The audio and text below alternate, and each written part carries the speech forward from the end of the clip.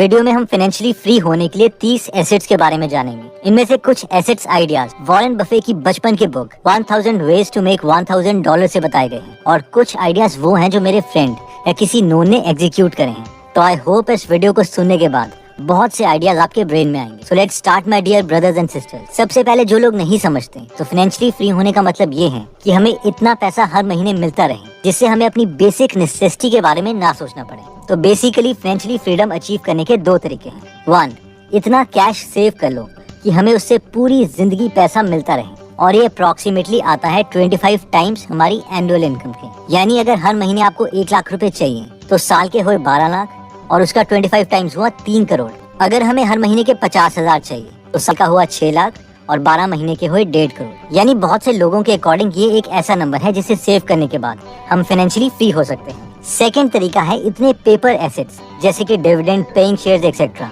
या physical assets जैसे कि रेंटल प्रॉपर्टीज बना लो ताकि हमें मिनिमम हर मंथ रिक्वायर्ड पैसे मिलते रहें। तो आइए अब हम देखते हैं उन 30 एसेट्स को। इस वीडियो को आप पूरा देखिएगा क्योंकि इनमें से आपने बहुत से एसेट्स सुने भी नहीं होंगे। तो 30th नंबर पर आता है माइनिंग। 1848 में कैलिफोर्निया में गोल्ड रश हुआ था। सबको लग रहा था कैलिफोर्निया की जमीनों में बहुत सोना है, इसलिए 3 लाख लोग वहां पहुंच गए। माइनिंग के दौरान सोना तो बहुत कम लोगों को मिला, लेकिन कुछ ऐसे लोग थे जिन्होंने कोई रिस्क नहीं लिया और उन्होंने बहुत पैसे कमाए।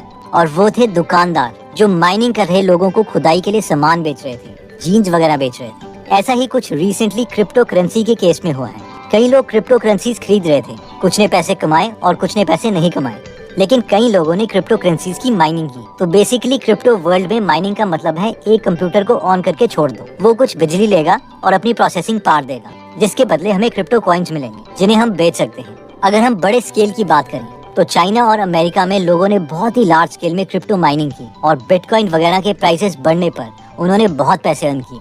छोटे स्केल में बात करें तो लोग अपने घरों में इन माइनिंग रिग्स को रखकर बहुत पैसे कमा रहे थे। एक्चुअली एसेट्स की डेफिनेशन में ये ऑलमोस्ट ट्रू एसेट था क्योंकि इसे मैनेज करने के लिए हमें अपना बहुत ही कम टाइम इन्वेस्ट करना था और इन्वेस्टमेंट हम 25 से 30 हजार में स्टार्ट कर सकते थे। 29th नंबर पर आता है प्रिपेयरिंग माइनिंग रिग्स। अब कई लोगों को ये भी रिस्की लग रहा था कि यार हम माइनिंग रिग घर में क्यों लगाएं, पता नहीं कल को बिटकॉइन या इथेरियम का प्राइस बढ़े या ना बढ़े। तो जो ज्यादा सेफ प्ले करना चाहते थे उन्होंने माइनिंग रिग्स खुद यूज करने के बजाय बेचना स्टार्ट कर दिया ताकि वो हमेशा प्रॉफिटेबल रहे। तो माइनिंग रिग्स बेसिकली आप मान सकते हैं कि एक तरह का सीपीयू का डब्बा है। 28th नंबर पर आता है माइनिंग कार्ड्स। क्रिप्टो माइनिंग में नेक्स्ट तरीके के लोग वो थे जो एक्चुअल में माइनिंग रिग्स भी नहीं बेच रहे थे बल्कि उसके अंदर के जो ग्राफिक कार्ड्स हैं, मदरबोर्ड्स हैं, वो बेच रहे थे और तभी इन कार्ड्स का ऑर्डर करते जब एक्चुअल में डिमांड होती। कई लोगों को बीच में इसमें नुकसान भी हुआ क्योंकि ऐसा लग रहा था कि गवर्नमेंट ऑफ इंडिया क्रिप्टो को बैन कर सकती है। 27th नंबर पर आता है रेंटिंग। तो हमारे एक नोन थे जो कि एक नॉर्मल सी जॉब में थे, लेकिन वो हर साल कुछ डिफरेंट करते थे जो बाकी उन्हीं के एज ग्रुप के लोग नहीं करते थे। हर साल वो थोड़े थोड़े पैसे इन्वेस्ट करके उन्होंने अपने रिटायरमेंट तक एक रेंटल प्रॉपर्टी क्रिएट कर दी थी जिसमें 10 से 12 यूनिट्स थे और सारे रेंट पर चढ़ चुके थे। यानी अब वो फाइनेंशियली फ्री थे। इतना ही नहीं, अगर वो चाहते तो उसी बिल्डिंग में और कमरे बनाकर और रेंटल इनकम जनरेट कर सकते थे। I hope you got the point. ये एक कॉमन एग्जाम्पल है लेकिन बहुत ही कम लोग इसे एग्जीक्यूट करते हैं क्योंकि एक थोड़ा स्लो मेथड है। अगर आप सोच रहे हैं कि मेरे पास इतने पैसे तो है नहीं कि मैं रेंटल प्रॉपर्टीज में लगाऊं, तो इसके लिए नेक्स्ट एसेट क्लास आपके लिए आती है और 26th नंबर पर है REIT। जिस तरह से हम म्यूचुअल फंड्स में बहुत से लोग मिलकर एक एक्सपर्ट को पैसे देते हैं कि वो बेस्ट कंपनीज में हमारे लिए पैसे इन्वेस्ट करें जिसका रिटर्न हमें मिलता है, वैसे ही रियल एस्टेट में जब हम प्रॉपर्टीज के एक्सपर्ट्स को पैसे देते हैं तो वो अच्छी प्रॉपर्टीज खरीदते हैं और उसका रेंट सब में डिस्ट्रीब्यूट कर देते हैं और ऐसे एसेट्स को REIT कहते हैं, यानी रियल एस्टेट इन्वेस्टमेंट ट्रस्ट। इसमें हमें रेंटल इनकम के साथ साथ अगर प्रॉपर्टी की एप्रिसिएशन भी होती है तो उसका बेनिफिट भी मिलता है। इंडिया में भी अभी कंपैरेटिवली ये न्यू कॉन्सेप्ट है, लेकिन embassy office park REIT, Mindspace business park REIT and Brookfield India real estate trust India की रियल एस्टेट इन्वेस्टमेंट ट्रस्ट है। 25th नंबर पर आता है डिजिटल कोर्स।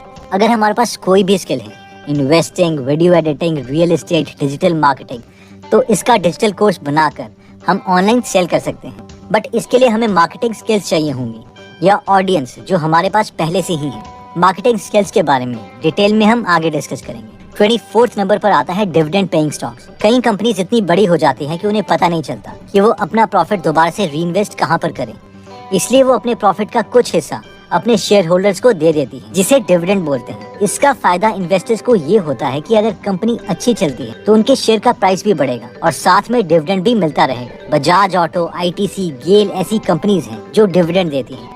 मगर इन कंपनीज के शेयर्स को खरीदना भी है या नहीं, ये कैसे पता चलेगा? तो अगर आप इस एसेट क्लास में इंटरेस्टेड हैं तो आप द फैल्कन मेथड बुक को स्टडी कर सकते हैं।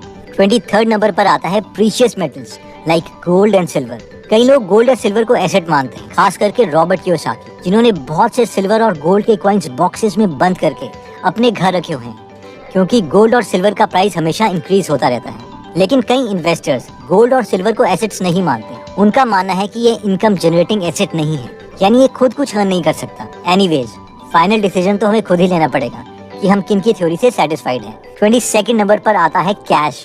अगर हम इतना कैश सेव कर चुके हैं कि उससे आ रहा इंटरेस्ट ही हमें इतने पैसे दे सकता है कि हम फाइनेंशियली फ्री हो जाएं। इस इंटरेस्ट रेट को ऑप्टिमाइज करने के लिए लोग 12-12 साल के लिए इंडेक्स फंड्स में पैसे इन्वेस्ट कर देते हैं और हर 12 साल के बाद हाफ अमाउंट निकाल लेते हैं। इसके रिगार्डिंग एक डिटेल्ड वीडियो हम ऑलरेडी बना चुके हैं, जिसका लिंक हम डिस्क्रिप्शन में दे देंगे। 21st नंबर पर आता है ऑनलाइन ई book.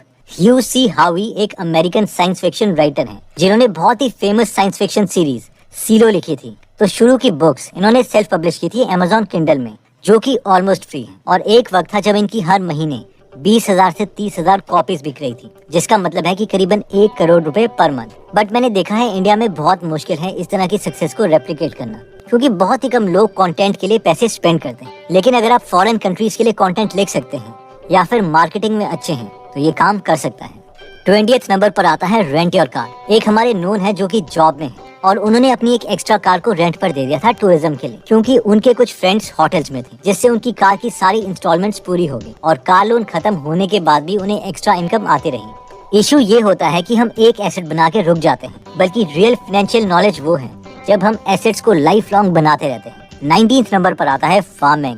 Farming specially mushroom farming ऐसी चीजें हैं जिसमें काफी पोटेंशियल है, स्पेशली अगर आपके आसपास कोई मंडी है जहां मशरूम की डिमांड है। मेरे एक फ्रेंड एक बार अपने नोन की स्टोरी मुझे बता रहे थे कि किसी ने मशरूम फार्म खोला था और वहाँ लोग काम करते हैं जो बीच में से मशरूम निकाल लेते हैं, और वो उसके मालिक पर हंस रहा था कि मालिक कभी विजिट ही नहीं करता। लेकिन मेरे ओपिनियन में तो मालिक इंटेलिजेंट है, जिसने खुद के लिए एसेट बना लिया है और वो प्रॉफिटेबल भी है। थोड़े बहुत मशरूम बीच में गायब हो भी जाए तो किससे फर्क पड़ता है। एनीवेज, 18th नंबर पर आता है लैंड। वेकेंट लैंड में पेड मार्केटिंग से लेकर मैरिज प्लेसेस से लेकर रिटायर्ड सोल्जर्स की ट्रेनिंग सेंटर, ये सब अपॉर्चुनिटीज हैं जो अगर हमारे केस में पॉसिबल हैं तो इन्हें हम कंसिडर कर सकते हैं। 17th नंबर पर आता है high income skills. High income skills वो स्किल्स हैं जिनकी अभी मार्केट में डिमांड है और उसके लिए हमें बाकी जॉब्स के कंपैरेटिवली ज्यादा पैसे मिल रहे हैं। For example, mobile app development एक ऐसी जॉब है जहां पर कई फ्रीलांसर वर्क जैसी वेबसाइट्स में $1 मिलियन यानी 7 करोड़ रुपए भी कमा चुके हैं। इसका फायदा ये है कि हम एज अ फ्रीलांसर यूएस जैसी हाई पेइंग क्लाइंट्स को भी टारगेट कर सकते हैं। 16th नंबर पर आता है फ्रीलांसिंग। सो फ्रीलांसिंग सिर्फ एप्लीकेशन डेवलपमेंट के लिए नहीं है, बल्कि हम बाकी चीजों में भी कर सकते हैं। मेरे ओपिनियन में ये सबसे बेस्ट तरीका है अपनी स्किल को डेवलप करने का, क्योंकि हमें मौका मिल जाता है रियल प्रोजेक्ट्स पर काम करने का। इसलिए अगर हम कोई नई स्किल सीख रहे हैं और साथ में हम फ्रीलांसर बन जाते हैं तो हम बहुत जल्दी अपनी स्किल को इम्प्रूव कर सकते हैं। अगर हम लर्निंग स्टेज में हैं तो फ्री में भी हम काम कर सकते हैं। 15th नंबर पर आता है मेक योर ओन एप्लीकेशन।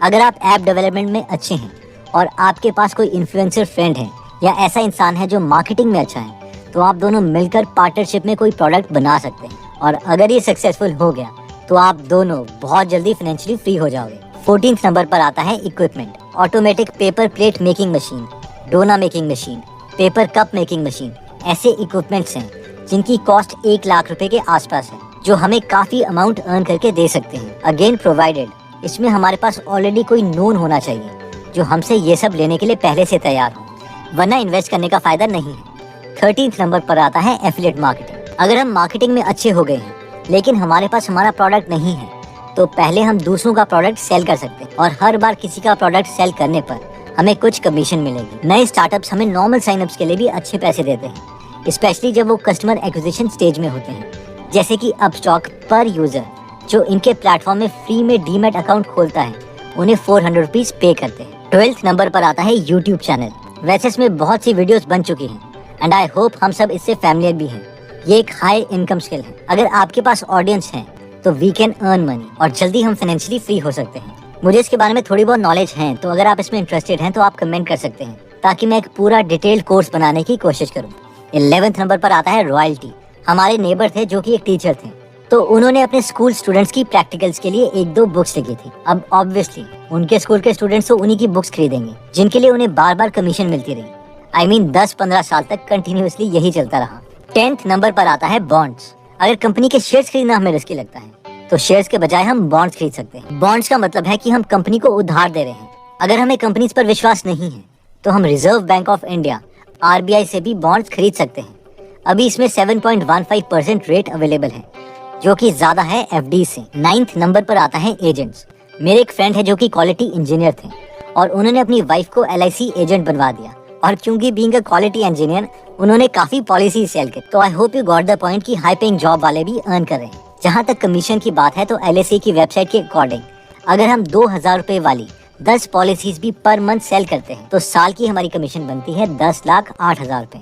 और अगर महीने की 2000 रुपए वाली सिर्फ 2 पॉलिसीज भी सेल कर सकते हैं तो साल के 2,01,000 एक्स्ट्रा कैश हमें फर्स्ट ईयर मिलेगा, और उसके बाद भी कमीशन मिलती रहेगी। 8 नंबर पर आता है फेसबुक एडवर्टाइजिंग। बहुत से मेरे ऐसे यूट्यूब फ्रेंड्स हैं जो फेसबुक एडवर्टाइजिंग को यूज करके डिजिटल प्रोडक्ट सेल कर रहे हैं, और सबसे इंटरेस्टिंग बात यह है कि उनका खुद का कोई प्रोडक्ट नहीं है। अभी वो क्या कर रहे हैं मैं वो रिवील नहीं कर सकता क्योंकि उनके एडवर्टाइजिंग कैंपेन्स चल रहे हैं। लेकिन फेसबुक एडवर्टाइजिंग एक मार्केटिंग स्किल है, और अगर इसे हम बिजनेस स्किल के साथ मैच कर देते हैं तो ये फाइनेंशियली फ्रीडम की तरफ हमारी जर्नी बहुत शॉर्ट कर देगा। नेक्स्ट नंबर पर आता है Airbnb।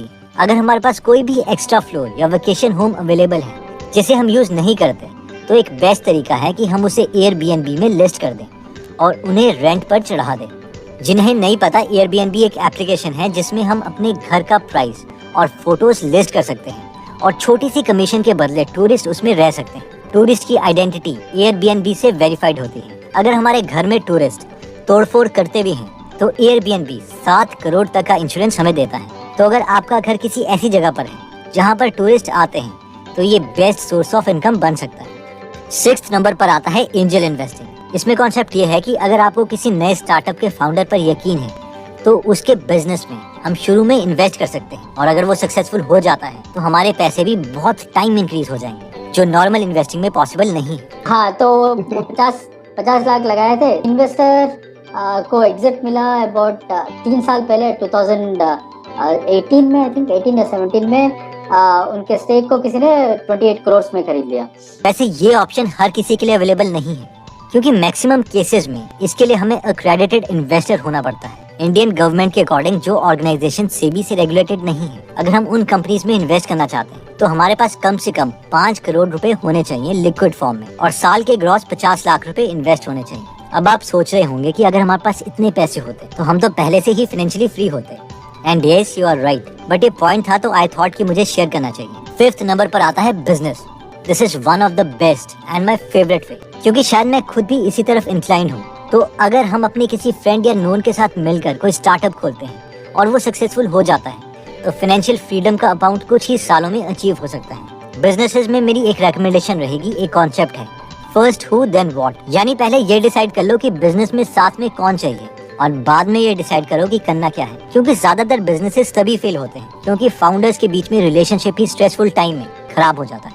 4th नंबर पर आता है index fund. Index fund is one of the easiest way financially free बनने का। इसमें सबसे अच्छी बात यह है कि हमारे पैसे ऑटोमेटिकली कटते रहेंगे अगर हम सिर्फ स्टार्ट करते हैं तो। लेकिन इसमें इशू ये आता है कि ज्यादा लोग इसमें इन्वेस्ट नहीं करते हैं क्योंकि उन्हें लगता है कि बहुत ज्यादा टाइम लगेगा, और एक्चुअल में लगता भी है 10, 20, इवन 30 साल तक। बट अगर हम वैसे भी किसी न किसी गोल के लिए लॉन्ग टर्म प्लानिंग कर भी रहे हैं तो हम इसे कंसिडर कर सकते हैं। 3rd नंबर पर आता है sell designed T-shirt online. Again, अगर आप फेसबुक एडवर्टाइजिंग में कंफर्टेबल हो या फिर आपका कोई नोन है जो FB एडवर्टाइजिंग में कंफर्टेबल है तो हम डिजाइन्ड टी-शर्ट सेल कर सकते हैं। अगर आप डिजाइन टी-शर्ट के बिजनेस में इंटरेस्टेड हैं तो बेस्ट वे यही रहेगा कि हम ऑलरेडी सक्सेसफुल लोगों के काम को पहले देख लें जो ऑलरेडी इस चीज में सक्सेसफुल हो जाते हैं। खुद के एक्सपेरिमेंट्स में टाइम वेस्ट ना करें। 2nd नंबर पर आता है मैनेजिंग अ BPO। BPO यानी बिजनेस प्रोसेस आउटसोर्सिंग। इसका मतलब है कि बड़े बिजनेसेस अपने कई कामों को आउटसोर्स कर देते हैं, यानी दूसरी एजेंसी से करवाते हैं, और हम वो एजेंसी बन सकते हैं। काम जैसे कि accounting, marketing, research, sales, customer service या कॉल सेंटर जैसे काम बिजनेसेस दूसरी एजेंसीज को दे देती हैं। बाय द वे, जिन लोगों को ये लग रहा होगा कि यार ये तो बड़ा बोरिंग काम है, तो क्रेड और फ्री चार्ज के फाउंडर बिलियनियर कुणाल शाह ने पहले BPO खोला हुआ था। I've run a BPO before. और फाइनली फर्स्ट नंबर पर मोस्ट इंपॉर्टेंट एसेट आता है नॉलेज। वॉरेन बफेट का बहुत ही फेमस कोट है, the most important investment you can make is in yourself. In short, हमने जो इनमें सारे एसेट्स डिस्कस किए हैं उन्हें एक्चुअल में एग्जीक्यूट करने के लिए टाइम और नॉलेज चाहिए। सबसे शॉर्टेस्ट वे नॉलेज गेन करने का यही है कि हम उन मेंटर से सीखें जो इन चीजों के एक्सपर्ट्स हैं। तो अगर आप 1000 मेंटर्स के लाइफ एक्सपीरियंसेस उनके बुक से सीखना चाहते हैं तो आप गीगल एप्लीकेशन डाउनलोड कर सकते हैं, जहां पर 150 से ज्यादा बुक समरीज फ्री में अवेलेबल हैं और हर हफ्ते हम एक फ्री समरी ऐड करते रहते हैं। ये एप्लीकेशन दोनों iOS और एंड्रॉइड में अवेलेबल है। अगर आप इस एप्लीकेशन में इंटरेस्टेड हैं तो इसका लिंक हम डिस्क्रिप्शन और फर्स्ट कमेंट में दे देंगे। इस वीडियो के शुरू में हमने कहा था कि अगर हमारा मंथली खर्चा 1 लाख रुपए है तो हमें एनुअल इनकम का 25 टाइम्स यानी 12 लाख का 25 टाइम 3 करोड़ रुपए होना चाहिए।